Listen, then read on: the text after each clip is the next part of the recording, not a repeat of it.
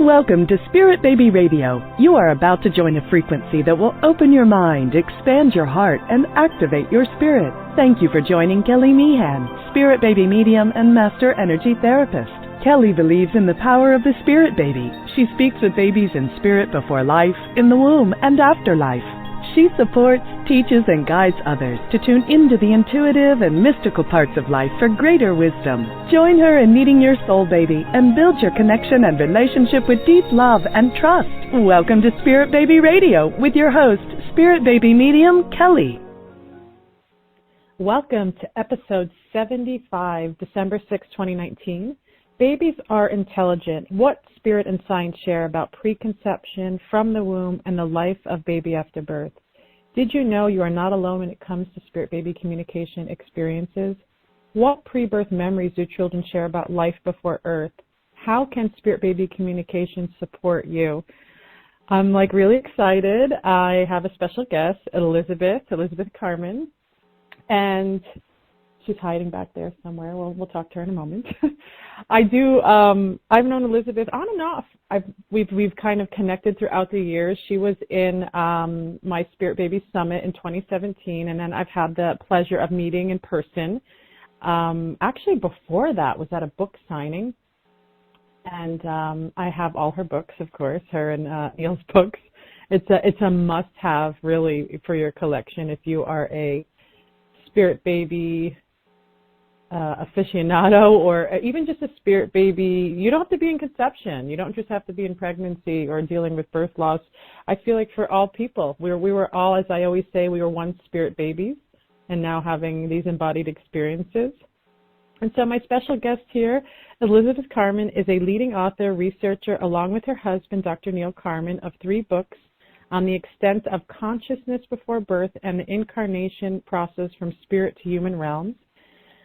The 3 books that they created together is Cosmic Cradle, Souls Waiting in the Wings for Birth, Cosmic Cradle, Spiritual Dimensions of Life Before Birth, Babies Are Cosmic Signs of Their Secret Intelligence, which is the most recent book, which we will be talking about. Elizabeth's background includes a BA in psychology, an MA in interdisciplinary studies, and an honorary doctorate for her 10 years of pre-birth research for her first book, Cosmic Cradle.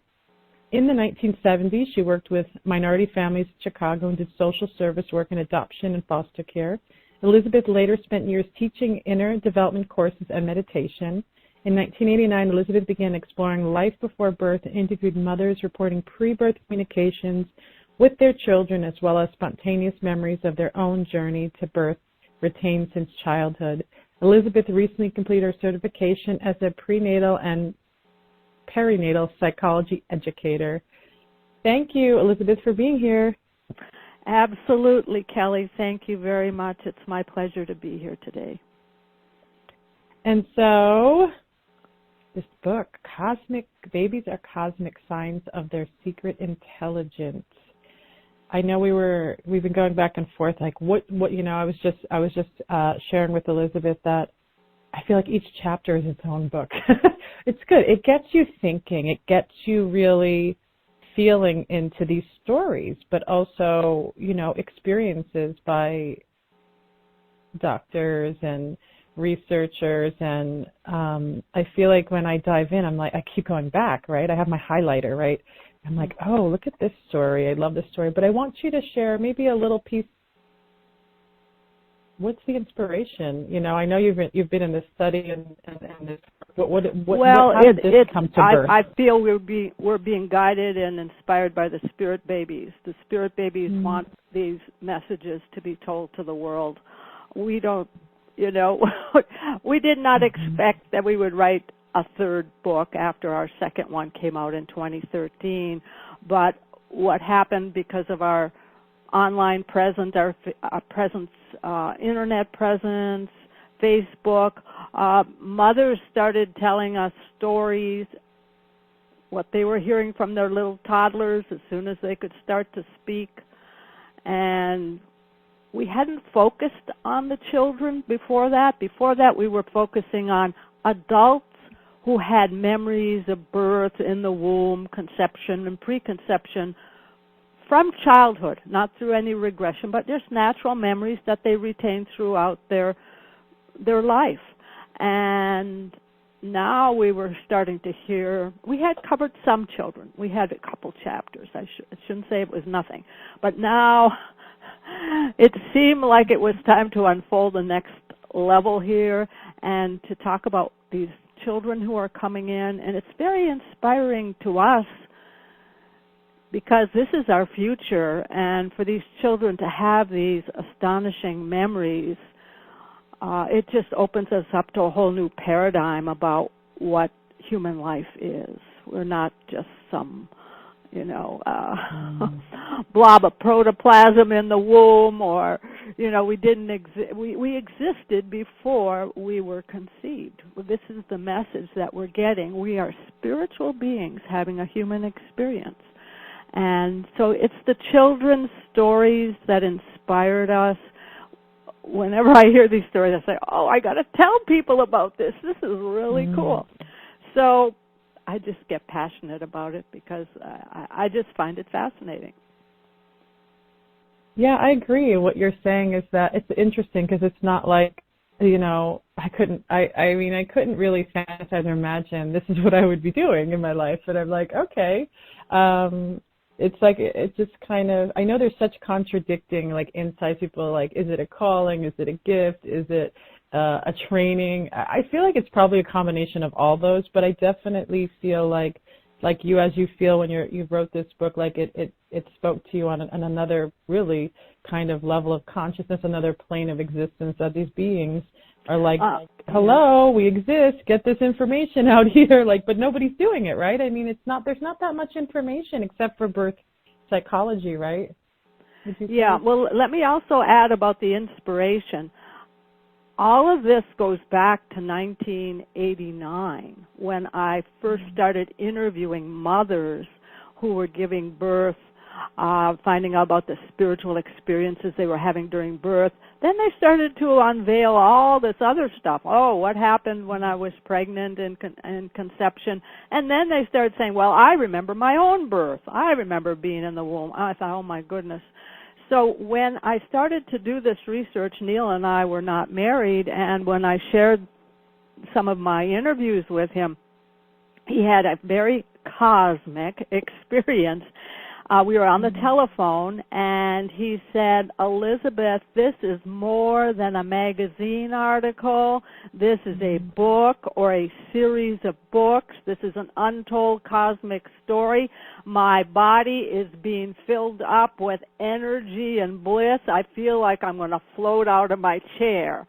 I said, oh, well, that's cool. You always have those kinds of, what should we say? He has quite a few cosmic experiences, spiritual experiences like that. But I just thought, well, okay, cool.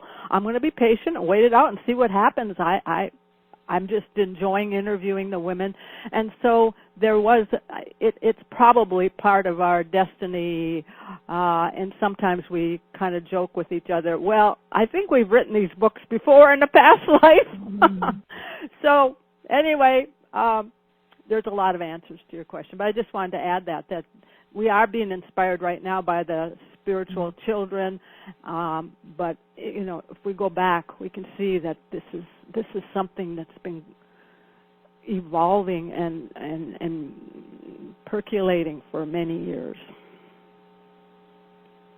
Wonderful. I want to kind of dive into some of these. It's like, what are we going to talk about? There's so much to talk about, and I was kind of re-going through the book. I have highlights, of course, and I'm going, what is it that I feel that I've heard my community, that those that tune into Spirit Baby Radio, like, what are the things that come up from time to time? So I kind of moved through the book, and I wanted to start with chapter 6 here. The motherhood timing is everything, and that's, that's a big one, right? It's like, I'm ready for my baby. Why aren't they here? This is what is always happening, is what I'm hearing. And I really love this story. It's page 65 here. You have a little boy and girl, right? And I love this. Children may hang around in the non-physical realms viewing earthly affairs, waiting until the time for birth is right. And I want to hear more about the story when you interviewed, because there's something to say about that, right? Well, not only are the children saying, I chose you, Mommy, they're actually even saying, I've been watching you for a long time, and that's one of the unique aspects of this particular story from Dianne and her daughter, Beth.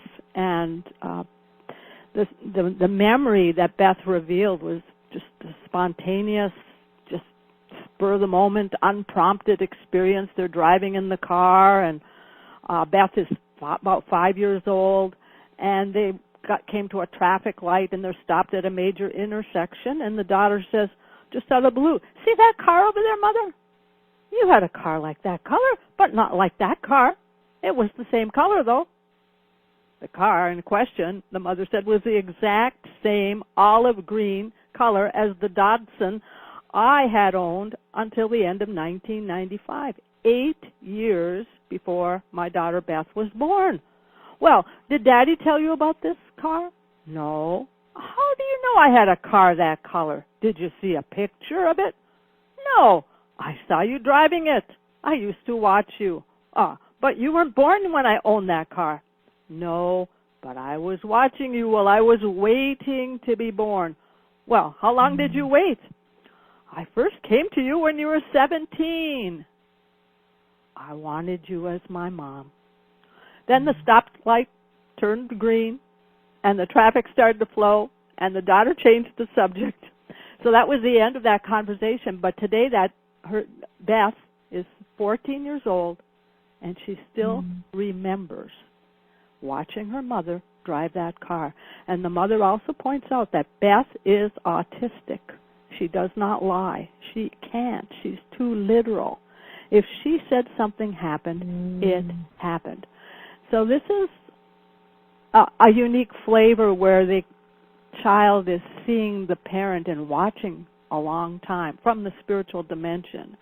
And, that's a long time to wait, but she patiently waited till the mother grew up and got married, and then she ended up being, I think she had another child before. She had a son born before Beth, so she was the second child. And there's other stories like that in the book where the children say they were watching the mother when she was, in one case, 5 years old, riding her little blue bike. Anyway, does that give you the answer to the question you're asking? Yeah, I feel, no, for sure, because you have my wheels churning here, because I've heard stories like this before. This is what's amazing, is that very visual, detailed, like, oh, I saw you in Hawaii on vacation. And it's like, how do you even know? There's no way this children could know these things, like from pictures or anything. No one talked about it. And it just shows. It just really, I feel like it brings more of that evidential vibe to people, which some people, you've been in this field for a long time, and there's something about, that it almost gives permission to people to be intuitive and to feel into their real experiences. But I wanted, this brought up something. I wanted to jump ahead and kind of go back. But in chapter 10, I love this quote, and it was just captured so well, because it's something I've been saying for a long time. And it's from the Signs of Prenatal Intelligence. And the quote is, I took from your book, it will take a holistic paradigm to explain the evidence that babies hear before they have ears, see before they have eyes, and love gracefully before they have much of a brain. That, to me, is like the most powerful quote. And the reason why I say that is because, yes, birth psychology, and we'll have you talk about, you said you went to the conference and want to share a story. Amazing field. It's, I'm not more current with it. I was years ago. But I'm sure the information is even more just expansive and mind, changing. But I remember when I really got introduced to the pre and perinatal kind of field and what that was about, is that everything was down to the autonomic nervous system, the baby's brain, and the function of those, which is really valuable. But then I would question going, yeah, but the soul sees, like it sees as, with different ears, with different eyes. And where is that piece that is not like being recognized, or it's not maybe quantitative, or it's not, you can't put it in a box? But that's the piece to me that I've been speaking about for many years, and I love that. I was like, I found it in a quote, finally. Yeah, thank you for pointing out that quote. There's so much in the book, and that's a good one for me to emphasize. I'd also like to just quote Dr. William Emerson, who's an expert on resolution of birth and prenatal trauma. And when he talks about unborn babies, he said they're very conscious and aware. They are more conscious and aware than we will be as children and adults. They come from spirit, and spirit is cognition, knowingness, and beingness. And so this is the paradigm we need to move to open ourselves up beyond the more materialistic model that is so dominant not only in our country but around the world. And one of the researchers that we present in our book is Dr. Robbie Davis-Floyd, and she's a medical cultural anthropologist who talks about these paradigms in childbirth and obstetrics and midwifery. And she basically boils it down to 3 paradigms. The first one is more materialistic. This is what viewing the baby as a product, unaware, without memory, not a conscious being. Second is the humanistic model. And in this case, when the humanistic model is recognized and understood in a hospital situation, for example, they understand the baby in the womb or the newborn baby has physical needs, has relationship needs to have immediate skin-to-skin contact with the mother. They honor the proper formation of the baby's microbiome, even if it's a C-section birth. Rooming in is respected. Breastfeeding is encouraged. Using clear plastic drapes so the mother can see the baby as it's born, for example, during the C-section. And passing the baby to her immediately under or over those drapes. So that model recognizes more of the baby than the first model, which just says, unaware. Unaware. Let me find this quote that's just almost shocking that I found in from the Royal College of Obstetricians and Gynecologists. And this is the medical expert speaking in 2010, not very long ago. And so they published a report, and this is more going back to that technocratic first model. Let me just add this. They speculated that the prenate in the womb is in a coma. Quote, there is increasing evidence that the fetus never experiences a state of true wakefulness in utero and is kept by the presence of its chemical environment in a continuous sleep-like unconsciousness or sedation. So that is pretty primitive in my view, a very primitive view based on what I've been researching. And even I'm talking not just finding stories of children that remember being in the womb and reporting validated events that happened in their mother's lives, for example, but there's evidence to show that the babies are conscious of whether they're loved or not when they're in the womb. To say they're in a state of coma is quite going backwards. Anyway, so we have that technocratic, and this was just another little example of it from quoting from the Royal College, and then the humanistic, which takes us a bigger step, a very important step. And then the third model, this is really our goal because this is the most enlightened, most comprehensive view of the baby, a conscious being with intelligence, emotions, memory, and awareness from conception onward. Not just at birth, from conception onward. And so this is the holistic model where spirit and energy come into play. And you can think about doing things like talking to the baby in utero, or even talking to the baby before conception. I mean, you can communicate telepathically with, as you know, Kelly, in your work.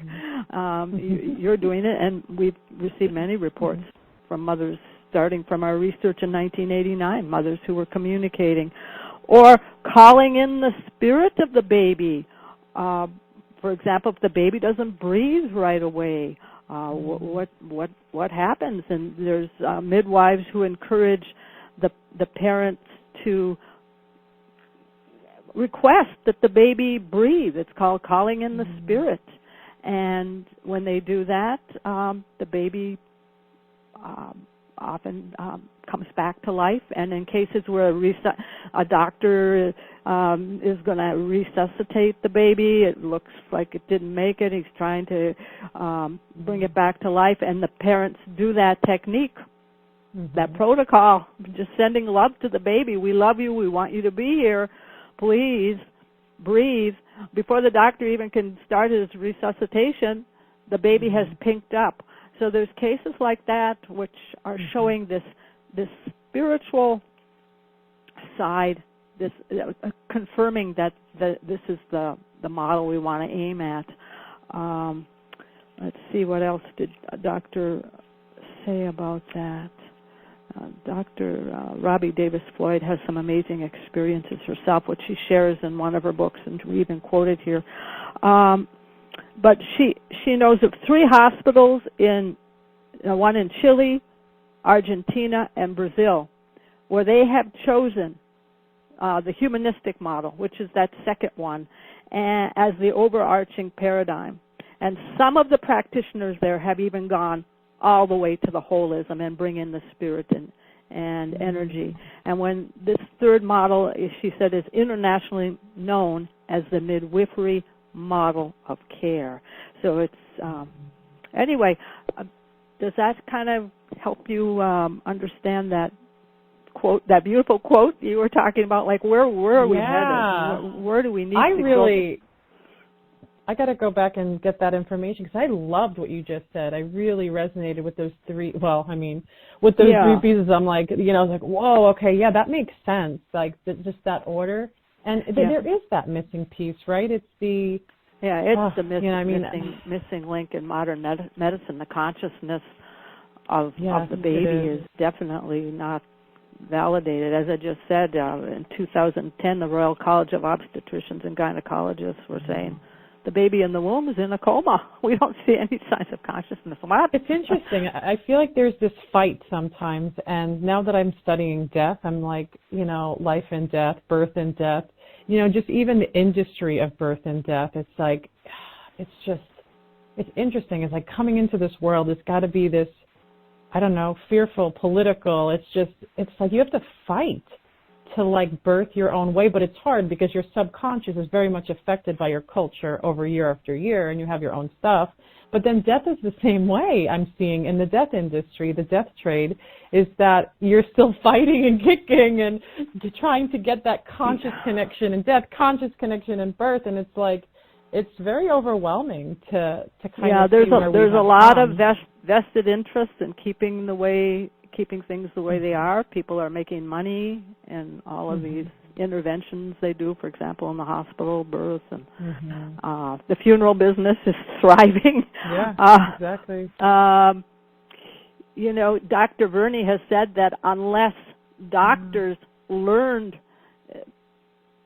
about the conscious baby when they were going to their medical school, they don't believe it. And he also mentioned when his book came out, The Secret Life of the Unborn Child, back in 1981, the way doctors found out about the book is that their wives read the book and told them about it and opened them up to some degree about that. But still, we've got a little way to go yet before we're all functioning at that third paradigm that Dr. Robbie has laid out so beautifully.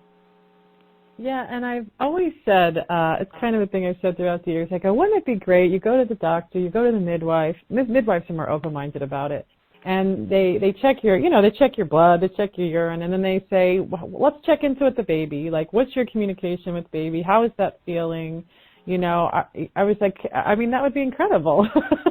That is absolutely, right? Can you imagine? Yeah. It would be fantastic.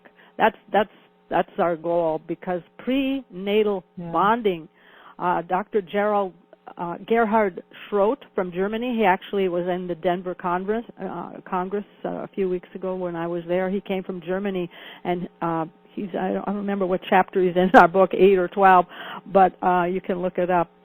He teaches a beautiful prenatal bonding process, and he's a psychiatrist and kind of has that flavor of psychiatry there. The woman lies on the couch, and then she gets into connection with the baby, and as a result, as you know, when mothers start connecting with babies before birth, you know, it makes their relationship with the baby stronger and more intimate and more connected afterward.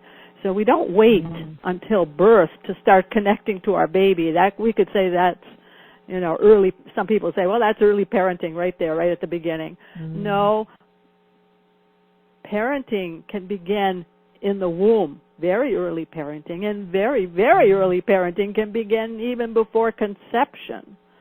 So we can start forming a connection to our children and sending them love. And, you know, when mothers are open to it and sensitive to it, they receive all kinds of messages. Anyway, I've got countless stories. No, I mean, that's what I'm saying. Like, this is like, there's like all these chapters are just other books waiting to sprout out in the world. But you get people thinking, get the conversation going and reflecting. And you're making me think now with my last birth of Forrest about 3 years ago, a little over 3 years now, and it was a home birth. And I have a little bit of video. I was like, I want to see it. I was like, I want to see this baby coming out. Like, I need to see this.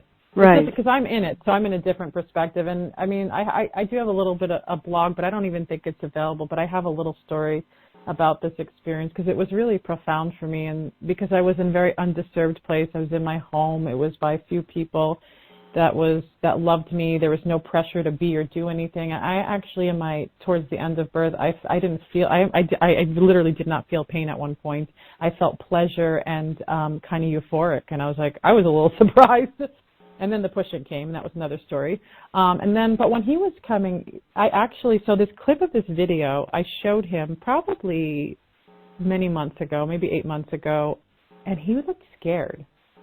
And my Forrest is very different than my first one. He's very alert, very aware. There's something very different about him. And when he saw the video, he got upset.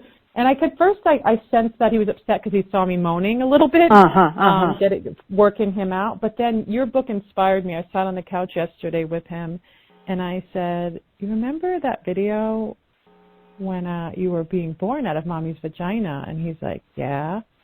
And I said, what did you feel about that? And he was like, he looked worried. He gets worried face, you know. And I said, did it not feel okay? Did something in your body hurt? And he said, yes. And he's like, and then he would say no about other parts. So I'm like, I said, what part hurt? And he pointed to his chest. And I was like really surprised, to be honest. Your book literally pushed this curiosity. And they said, oh, your chest. And then I had to sit for a minute because I'm telepathic, clairvoyant. So I'm going, maybe I'm tuning in. And then all of a sudden I get this thought. When he was born, he was choking on a lot of fluid. You could hear him gurgling it out. I felt like what he was telling me when he came into the watery, because my water broke right before he came out. That's how I birthed both my children. They're in water literally till seconds till they meet this atmosphere. And when he came out, I feel like he was crying because that's what babies do, but I feel like he was crying because now he was in this cold environment and the water is coming out of his lungs because now he's being asked to breathe air instead of water, right? That's circulating through. But I'm still not letting him hear a lot, and I want to hear because he's very verbal.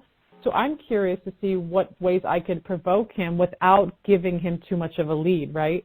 To see what is his experience. And but I was kind of surprised. I was like, oh, because I'm thinking, oh, I have a home birth and everything's good and happy, but he has his own experience, you know. I mean, it was a really beautiful birth experience, and it was the most, uninterventioned experience. Like, there was no tampering, no pulling, nothing like that. And his dad was able to catch him through the assistance of the midwives. And so his first touch was his father, which I thought was really beautiful, and right to me with that beautiful umbilical cord. By the way, the umbilical cord is so gorgeous. I didn't realize how gorgeous it was. Connecting him to, it literally looks like this opalescent ring of light. Like it was just like, whoa, what is this? And it was connecting inside me as I'm holding him. I'm like, what is this? Like, it's so like surreal. But it was like, this is birth. But we don't get that. We don't, we see these scary movies. We hear all these horrible stories. The media is programmed to put fear into people, and that's why I think a lot of mothers just listen to what the doctor says. I mean, they've been programmed to think it's just a horrific thing. Where are the good experiences? We don't see those being advertised.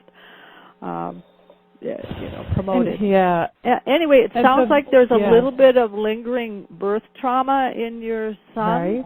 And, since you're such an intuitive mother and all that, maybe you could do some,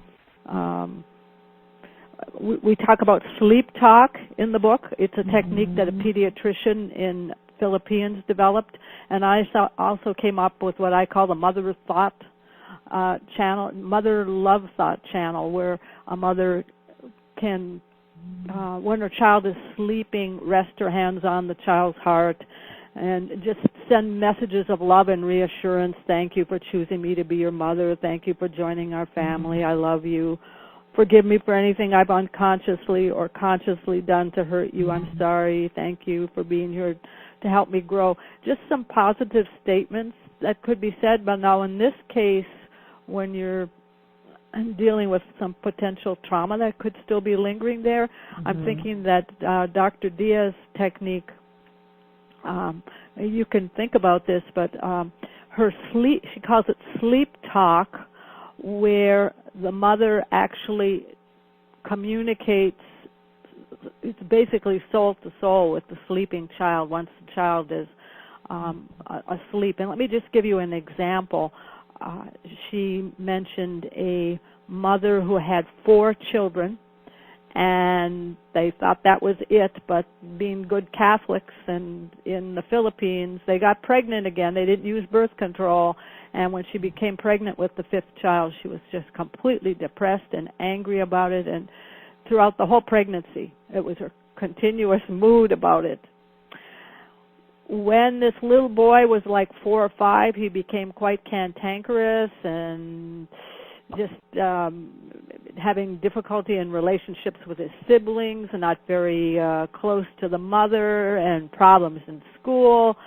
So she went to Dr. Diaz, who's a pediatrician, and the doctor recommended that she do sleep talk because and let me just say this, the mother, once the baby was born, loved the son and, adores her son and is happy he's here. So she had a complete turnaround and fell in love with her child. So anyway, the doctor recommended that she talk to the boy just heart to heart as you would talk to an adult. It was such a surprise that we got pregnant again. We already had 4 children, and we weren't expecting this, and I was feeling overwhelmed by it and not feeling happy about it, but it had nothing to do with you personally. It was just the circumstances, and you probably felt that and felt rejected, but you shouldn't feel that way. It wasn't you. It was just the circumstances, and now that you're here, I love you, and I'm so happy you're my son, and, I want you to be here in our lives. That just simple message, just a few minutes like that, just talking very honestly and sincerely and expressing her feelings about the whole thing. And within 2 weeks of doing this, the little boy completely transformed, and he snuggled up with his mother, which maybe he had done maybe once or twice or whatever, but now he was much more affectionate with his mother. He was getting along with his brothers and sisters. He was doing better in school. The neighbors were commenting on, boy, his behavior has changed. So just a simple process like that. So what I'm thinking is maybe you could say, Oh, you can figure it out, Kelly. You're so intuitive. But when you talk to your son, if you want to try this, just explain. Oh, you were in the water, and then you went from breathing that way, and now you had to go to the air, and this is really hard. And you did good, and everything worked okay, but it was a shock. But now everything's okay. So just figure out. You can figure it out yourself. I know you can. But that might be something, and you could see if maybe there's any change in him after that, or if you ever bring up the subject again, or if there's any other behavioral shift that you see happen with him that could be connected to that. I will. I know that was really helpful. I know I do that with other parents and things, but I think I was really surprised, again, because I feel like people, those that are tuning in, maybe you've had a home birth, but it doesn't mean that, the soul of the child is okay with it, or that something is a little off, or, and so I am curious, and so I will kind of sit with that and connect with his soul self and see if that does change something, because it sounds like there's a little bit of his fear. Yeah. It's the biggest shock that happens to start breathing air. It's like what the ancient scriptures of India will say. That's how the forgetfulness. That's when that clicks in, because the trauma is so much. So it could be that there's something there for him. Because I started thinking also, because he saw the video of me kind of moaning, and it actually seems kind of like a fun moan, but maybe a little distressful. But that you could explain, Mommy was doing fine. Don't worry, she was okay, and there was a little pressure there, but it was over, and it was worth it. I'm so glad you're here, and I don't know, something like that. Of course. That brings me into this other piece as we're coming close to the end, but I feel like this is really, really important, and this is like a huge thing, is Chapter 9 talks about prenatal memories of inside the womb and outside the womb. Doctors should not play God. This story, right? Yeah, that is... This story is incredible. It has so much validation and such depth to it. It's a 39-year-old mother of, I think she had 2 or 3 other children, and now she becomes pregnant unexpectedly. We could say Cait is her name. She became pregnant, and she was happy about it. But and being a nurse, she had a kind of a medical perspective on everything. So that's also another key to the story. And when she was 20 weeks pregnant, the water broke prematurely.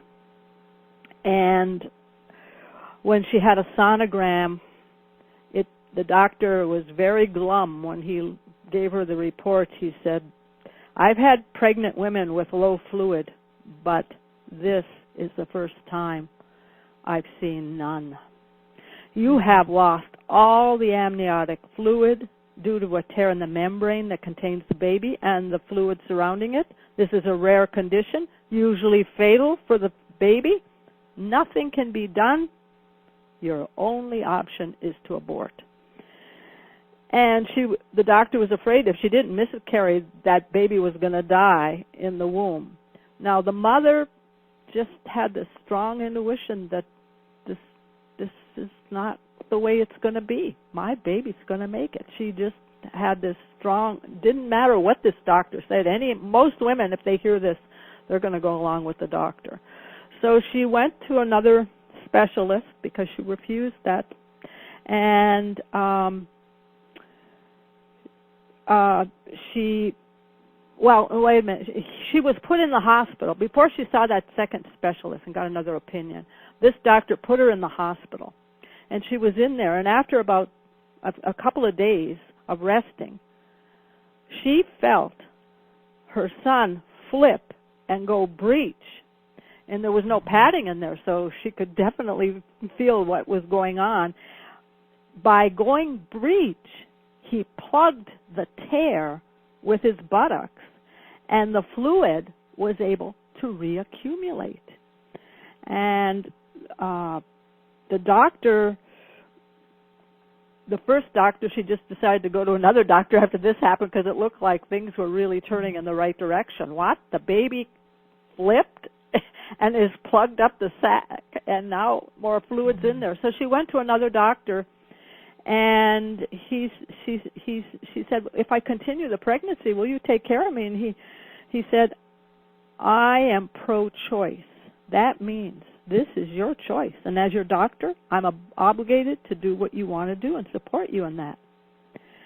I've given you all the information. Now the decision is yours. So whichever way you go, I'll support you. She said, I carried an unshakable conviction that my son would be okay. The amniotic sac never completely mended itself, but after Glen went breech, leaking diminished to the point where it was barely noticeable, and the fluid reaccumulated enough that his lungs developed normally. And then the due date came, 4 weeks before the due date, the doctor said, the baby has gotten so big, the tear has reopened. We need to do a C-section. Because she had lost all the fluid again. But he said the baby's in great shape, so let's go for it.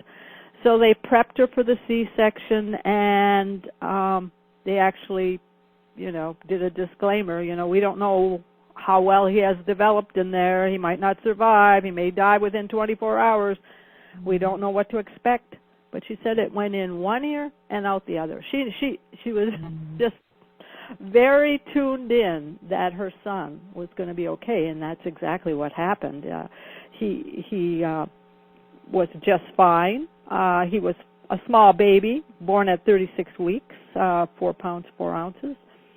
And what's interesting is prior to her son's birth, the longest time that a woman had ever carried a child after a premature rupture was 8 weeks, and she carried Glen 16 weeks.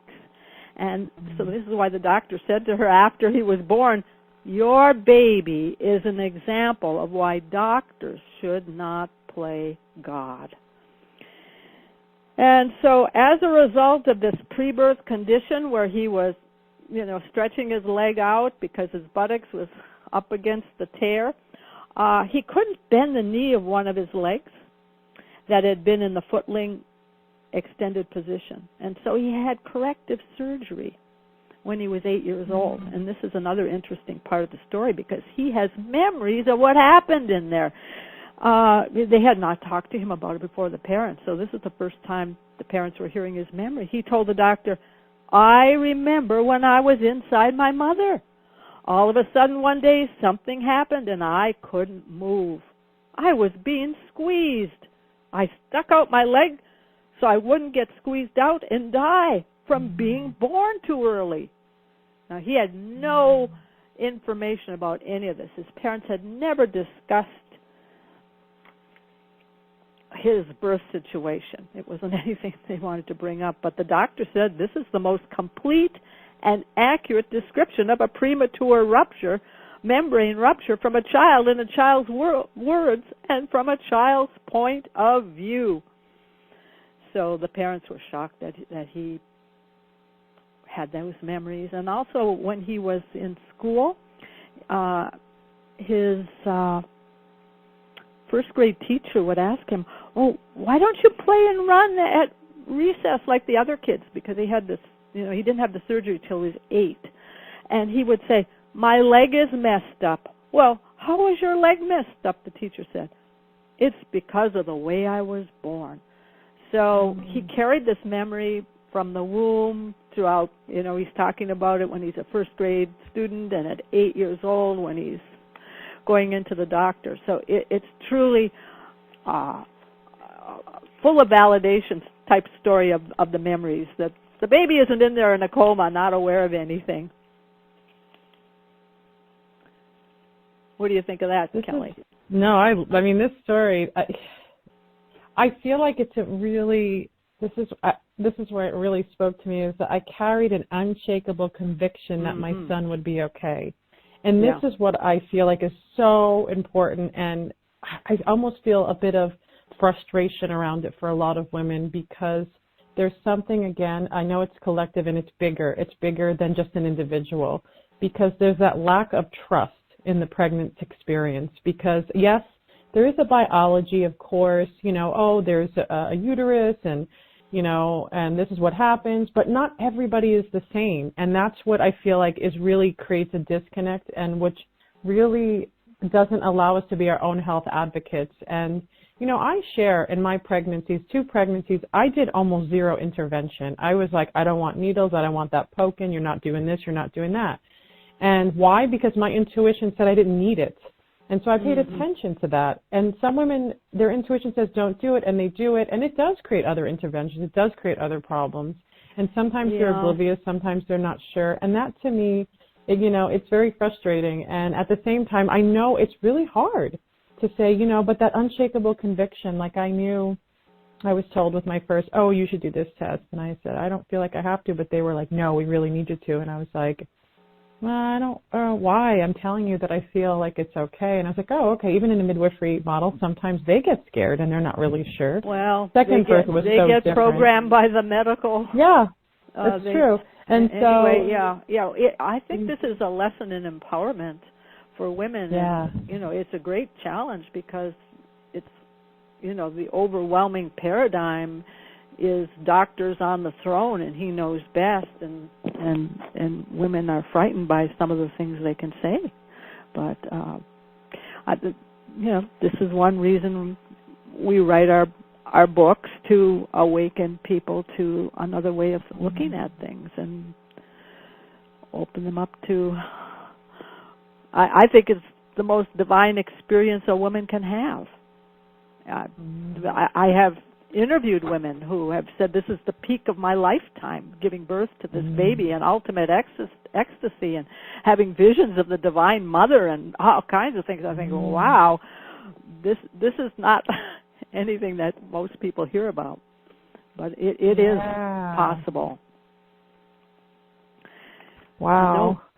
I know we're getting short on time here, and I wanted to share that one story that I just heard from I went to the American Pre- and Perinatal Association International Congress in Denver earlier this month, in November, and there were representatives from like 40 different countries, and a large group came from Japan, where Dr. Akira Ikegawa has been doing research on prenatal memories. He's an obstetrician, and he's collected many, many stories and is spreading the word all over the world. He travels everywhere. So he was there along with his entourage. And one of the people that came with him is a healer, therapist in Japan who for 20 years has worked with pregnant women, and about 90% of the cases he can get them to connect and get messages from the baby. So in this case, it was the case that was presented, a 7-month pregnant woman, and she's lying down relaxing, and basically he is suggesting things to her. Now you are going to meet your baby that's in the womb, and he's playing some crystal bowls. It's very kind of celestial and magical environment that he's created. And at some point, he says she meets the baby. She has a vision of the baby. She connects with the baby, and he's grown. He's like a 3-year-old child, wearing something white, and he's looking very cheerful. And the therapist says, "Are there any messages from the child?" "Yes. He's clinging to me, saying, 'I wanted to meet you so much.'" And the therapist asks, "Did you choose your mother?" And the mother responds, because she's connected to the baby, "Yes, I did." "What is the reason for choosing this mother?" "She looked like she'd understand." The mother is speaking these words from the child. What did you want her to understand?" "The reason why I was going to be born on earth. What was the reason for this child to be born on earth? Asked the therapist. The mother says, only an emotion comes to me. It's a feeling of sadness. It makes me cry. The therapist said, is that an emotion coming from the child in your womb, or is that an emotion from you, the mother, or something in your past? No, it's an emotion that flows from the child thinking about earth. And the child says through the mother, earth is polluted. The therapist says, well, what is that? What does it mean? What is polluted? The child says, there are many reasons that can't be put into words.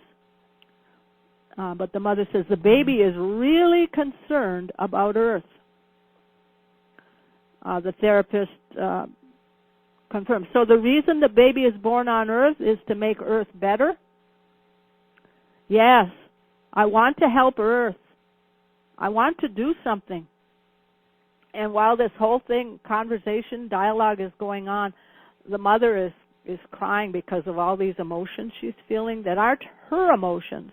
They're the emotions of the baby. So afterward, when the therapist speaks to the mother about, well, what was your experience like? Well, why did you cry? She said, strong emotions came up, but the image was that the emotions were coming from the child. It wasn't me crying, actually. I couldn't stop the tears. It just wasn't one kind of emotion. It was a mixture. It was based on his concern for earth. All kinds of emotions were transmitted to me, like sadness, frustration, with wistfulness, and love. It was like the child was really concerned. The therapist asked her, did your feelings toward the baby change because of this? The mother says, I wasn't expecting to hear this. I was expecting to hear something more ordinary, about some ordinary dreams to fulfill, like why he had chosen that family. That was the major question being asked here. And I was thinking that maybe he chose our family because it was just convenient. I didn't expect him to have such a big mission, to hear about him wanting to do something for earth like this. So it was really a big surprise for me. And that was the end of the session that was presented. And I see this as very highly compassionate, evolved beings descending to the earth plane, because we need help here. We got a lot of problems we've got to sort out and get things back into balance. So these are the kind of children that are coming in. I think children who have these memories are very, very special. They're waking us up to, there's more to human life than just a body and a brain. It goes beyond that. We are spiritual beings, and children and babies have been so misunderstood and underestimated. And they're complex, ageless beings, and they have these abilities, and the clairvoyance, the telepathy, the personality, their learning, their thinking, all of this we document through the children's memories, also the scientific evidence. What is the research showing? What is ultrasound showing of these conscious babies in the womb? Oh, it's showing that twins already have a personality when they're interacting with each other. Their behavior patterns are the same in the womb as when they follow them up after birth, up to 4 years old. They still have that same pattern of personality interaction with each other. So these aren't blank slates coming in. They're full slates of consciousness. So I wanted to share that. Wonderful. Because I just found that, I don't know how you liked it, but I really like that story because it's such a complete, in-depth investigation into the reason the child was born, and understanding he knows what he's getting into. It's not like he doesn't know there's problems here. He knows there's problems, but he's coming with love also because he wants to help. I've seen that. I've seen that with babies too, though, because some people will ask, like, when are they coming? What's that about? And I've heard them say that many times, that beautiful. they know that it's there's chaos and disorder, but they're still making their way through, as we know, continuously.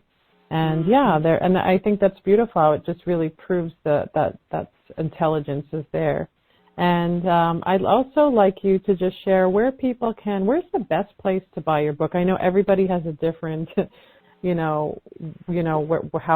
to get your book, and even just maybe a website or something, or ways that, babiesarcosmic.com is the main website. Okay. There's an order page there. It'll take you to Amazon. It'll take you to Barnes & Noble. I think Book Depository. I'm not sure all the links that are there. It's available in Kindle, Nook. It's available Smashwords. It's out in digital format as well as paperback. Book Depository ships free worldwide. It's a nice place to get the books. If you want to save a few dollars on the shipping. We have some copies here, so that I also am one of the sellers on Amazon, and I've underpriced the book on Amazon below what everybody else is charging. So Amazon charges $19.95, and we're selling it for $10 plus shipping, so people can find us as the seller, and when they have other sellers on Amazon, so you can support us that way by buying directly from us, rather than giving everything to Amazon. I mean, we get something, but well, that's why I asked, because I was just at a book signing yesterday, and I asked the author. I said, you tell me where to order the book, because I know how this book thing works, and I know Amazon. My journal I sell is not on Amazon for that reason. But we do want to support, where you're at. And so you said that the best direct link is through your website, though, right? And then we can find your book there. The website will take you to the Amazon page, or you could just go to Amazon directly, Babies Are Cosmic, whichever way you want to do it. But when you get on Amazon, you will see a little text there that says Other Sellers. It's right under the main. I see. And then you just click there, and you will see some other sellers. And it's amazing how these other sellers got the book, because they were getting the book just as soon as it came out. And I thought, where did these people get the book? Are they in cahoots with Amazon? I don't know how it all works. But anyway, we have that offering there. So if people want to get it directly from us, we're happy to send them out. And we gave out quite a few of them at the APA Congress, because these are the people that are in the field, and we wanted to make a donation and support APA. So we gave out 108 copies of our book. Wow. Without any charge. So we are definitely, not looking at dollar signs by writing this book. This is not our intention. Our intention is we want to do what we can to share this information, to bring a happier babies into the world. Babies should be born smiling, right? Happy with it. And parenthood should be a joy, not difficulty. Yes. So if we start early enough in our parenting, we can change some of those results. Yes, we can. Thank you so much, Elizabeth and Neil as well, for you're welcome. Bringing all this beautiful conscious studies. And I feel like there's so much more that you will be offering through the next years as well. And we got your contact information. Perfect. Thank you so much for joining me again and talking about this topic. Well, I love to share, and I'm happy there are people out there that want to hear about it, because it's an important topic, and more people need to expand their horizons and spread this information and help change things. Thank you for joining episode 75, Babies Are Intelligent, what Spirit and Science share about preconception, from the womb, and the life of baby after birth. If you like my podcast, please subscribe and leave reviews. This is Spirit Baby Radio. Thank you for joining Kelly in the energy of awareness, love, healing, and soul communication. Please join the next episode at www.soulbabycommunication.com.